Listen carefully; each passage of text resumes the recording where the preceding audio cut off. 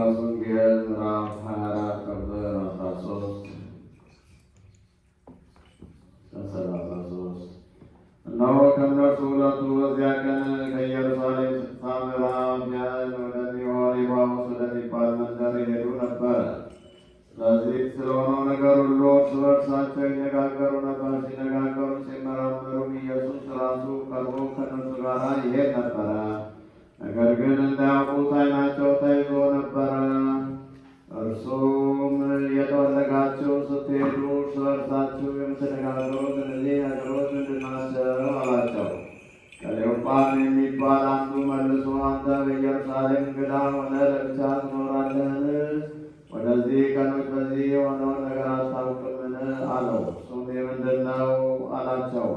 እነርሱም እንዲህ አሉት፣ በእግዚአብሔርና በሰው በሕዝብ ሁሉ ፊት በሥራና በቃል ብርቱ ነቢይ ስለነበረው ስለ ናዝሬቱ ኢየሱስ እርሱንም የካህናት አለቆች መኳንንቶች በፍርድ ለሞት እንዴት አሳልፈው እንደሰጡትና እንደሰቀሉት ነው። እኛ ግን እስራኤልን እንዲቤዥ ያለውን እርሱን እንደሆነ ተስፋ አድርገን ነበር። ደግሞም ከዚህ ሁሉ ጋር ይህ ከሆነ ዛሬ ሦስተኛ ቀን ነው። ደግሞም ከእኛ ውስጥ ማልተው በመቃብሩ ዘንድ የነበሩት አንዳንድ ሴቶች አስገረሙን። ሥጋውንም ባጡ ጊዜ ሕያው ነው የሚል የመላእክትን ራእይ ደግሞ አየን ሲሉ መጥተው ነበረ።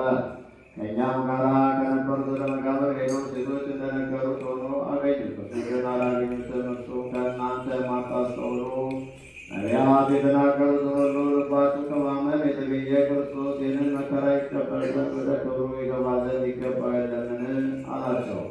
ከሙሴና ከነቢያት ሁሉ ጀምሮ ስለ እርሱ መጽሐፍ የተጻፈውን ተረጎመላቸው። ወደሚሄድበትም መንደር ቀረቡ። እርሱ ሩቅ የሚሄድ መሰላቸው። እነርሱ ግን ከእኛ ጋር እደር፣ ማታ ቀርቧል፣ ቀኑም ሊመሽ ጀምሯል ብለው ግድ አሉ።